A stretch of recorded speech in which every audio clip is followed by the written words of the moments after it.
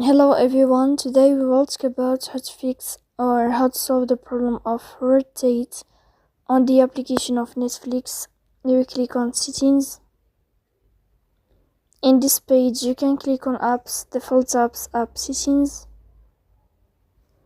On above you can search about Netflix and you will enter here. Then you can click on first stop and you can click OK. After that you will enter to the window of storage. Here you can click clear cache. Don't click clear data because that can delete your account. In the end you can turn off your phone and you can wait a moment to turn on your phone again. So please don't forget to support us by like and subscribe.